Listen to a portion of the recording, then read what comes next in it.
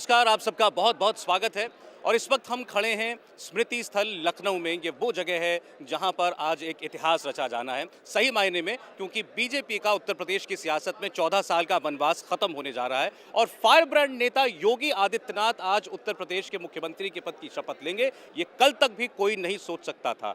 कल अचानक जिस तरीके से घटनाक्रम बदला है उसने सबको हैरान कर दिया। आप सबसे पहले इस मंच को देखिए जहां पर अब से थोड़ी देर में खुद प्रधानमंत्री मौजूद होंगे, बीजेपी प्रेसिडेंट अमित शाह मौजूद होंगे, तकरीबन 1 दर्जन केंद्रीय मंत्री होंगे और कई सांसद यहां पर आने वाले हैं। और योगी आदित्यनाथ मुख्यमंत्री पद की शपथ लेंगे प्रधानमंत्री की मौजूदगी में। केशव प्रसाद मौर्य और दिनेश शर्मा उनके साथ उप मुख्यमंत्री पद की शपथ लेंगे। लेकिन योगी आदित्यनाथ का इस मुकाम तक पहुंचना ही अपने आप में किसी कथा कहानी से कम नहीं है।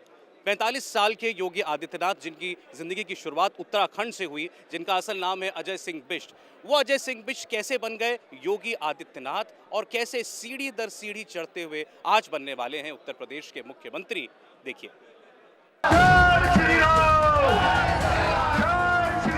बदन पर भगवा वस्त्र, मन में हिंदुत्व का प्रवाह और आक्रामक शैली। ये तो तय है कि जब भारतीय जनता पार्टी आएगी तो ही अयोध्या में भगवान राम का मंदिर बन पाएगा। बस इतनी सी पहचान नहीं है इस शख्स की। आज ये शख्स राजनीतिक रूप से देश के सबसे अहम राज्य उत्तर प्रदेश की कमान संभालने जा रहा है।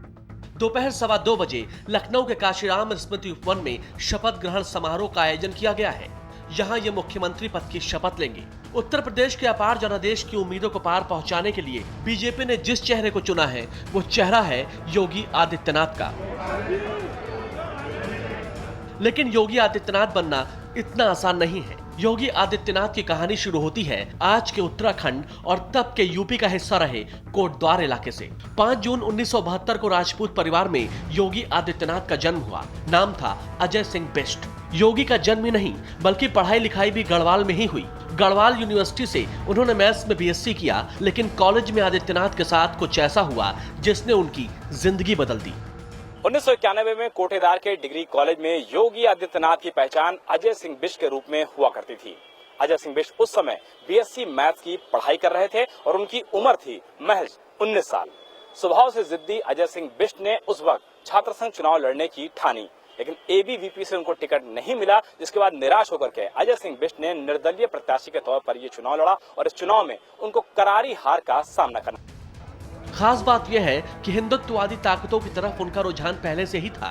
छात्र संघ चुनाव लड़ने के लिए उन्होंने एबीवीपी से टिकट मांगा, टिकट नहीं मिला तो बागी हो गए और चुनाव लड़ा, लेकिन 5वें नंबर पर रहे। इस हार से ही अजय सिंह बिष्ट इतने दुखी हुए कि उन्होंने गोरखनाथ मठ के मुखिया और अपने मामा महंत अवैधनाथ को चिट्ठी लिखी कि मुझे गोरखपुर बुला लो। 1993 में अजय सिंह बिष्ट ने परिवार का त्याग कर दिया और गोरखपुर आ गए। गोरखनाथ मठ के महंत अवैधनाथ को धर्म पिता माना।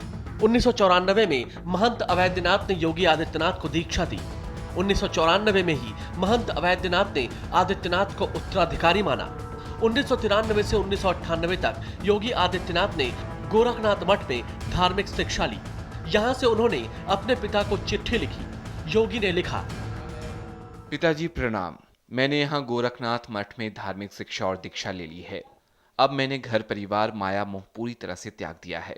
आशा करता हूं आप मेरी परिस्थिति समझेंगे। आज से अजय सिंह बिष्ट मर गया, अब योगी आदित्यनाथ का ही अस्तित्व है।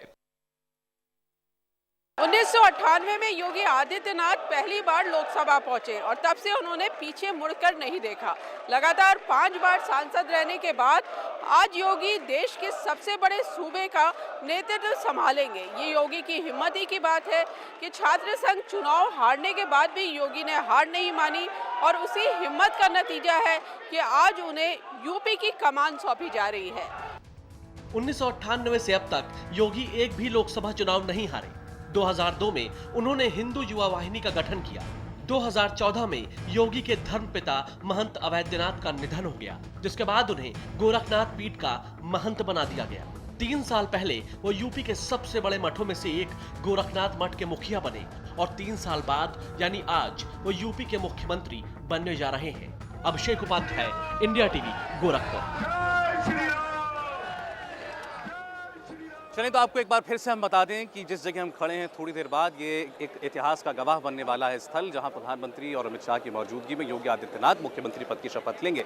योगी आदित्यनाथ जाने जाते हैं अपने फायर ब्रांड अंदाज के लिए, तीखे बोलों के लिए, कंट्रोवर्सीज के लिए, विवादों में रहने के लिए और एक सख्त छवि दुनिया भर में दिखाने के लिए।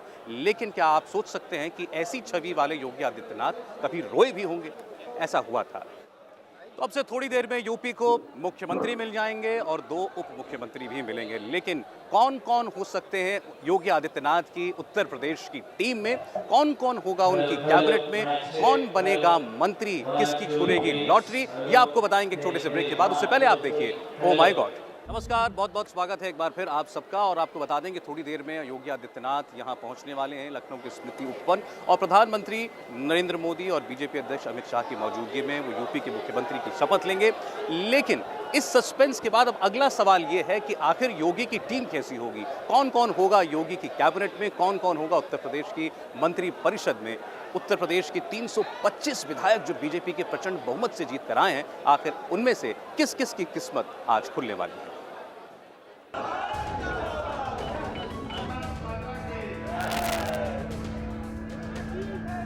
मजहब के आधार पर हम प्रदेश को या देश को बंटने नहीं देंगे। कैसी होगी योगी सरकार की कैबिनेट? योगी सरकार में किसे मिलेगी मंत्री की कुर्सी? रिकॉर्ड जीत में किस किस की लगेगी लॉटरी? योगी आदित्यनाथ की अगुवाई वाली यूपी की नई सरकार आज दोपहर 2:15 बजे शपथ लेगी। इसके लिए लखनऊ के स्मृति उपवन में सारी तैयारियां हो चुकी हैं।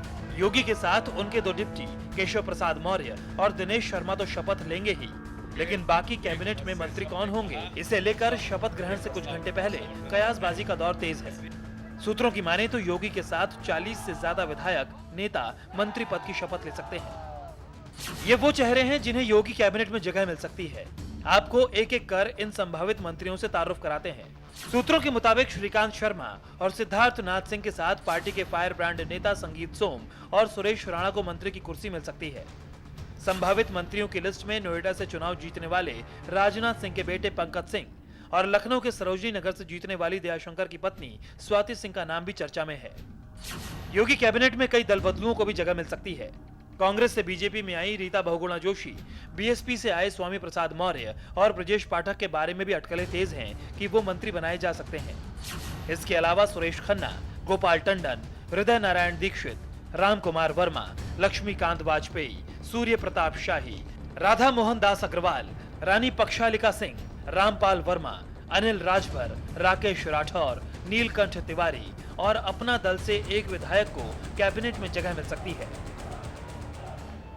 तो योगी आदित्यनाथ के शपथ ग्रहण की एक एक तस्वीर लाइव आप इंडिया टीवी पर लगातार देख सकते हैं। और यहाँ जो कुछ हलचल हो रही है, हंगामा हो रहा है, नारेबाजी हो रही है, यहाँ का पूरा अपडेट आप तक पहुँचता रहेगा। लेकिन फिलहाल लाइव तो आपको बता दें कि अब तस्वीरें हमें मिली हैं योगी आदित्यनाथ के पैतृक घर से। यूं तो सब जानते हैं कि वो गोरखपीठ के पीठाधीश्वर हैं गोरखपुर में, लेकिन उनका जन्म जहां हुआ था पंचूर गांव, पौड़ी गढ़वाल डिस्ट्रिक्ट उत्तराखंड में, वहां उनके माता पिता रहते हैं और उनके घर में जश्न का माहौल है। हालांकि बहुत कम उम्र में उन्होंने अपना घर छोड़ दिया था, 22 साल की उम्र में उन्होंने संन्यास ले लिया था और महंत वैद्यनाथ की शरण में आकर के उनके शिष्य बन गए थे। लेकिन उनके घर में इस वक्त ज़बरदस्त जश्न का माहौल है और यहाँ की तैयारियाँ भी लगातार आपको हम दिखा रहे हैं, जहाँ पर थोड़ी देर में शपथ ग्रहण शुरू होगा और योगी आदित्यनाथ बनेंगे उत्तर प्रदेश के मुख्यमंत्री। एक ऐतिहासिक दिन भारतीय जनता पार्टी के इतिहास में, जब इतने ज़बरदस्त जीत के बाद एक बहुत ही अप्रत्याशित चेहरे को मुख्यमंत्री के तौर पर कल प्रोजेक्ट किया गया और वाकई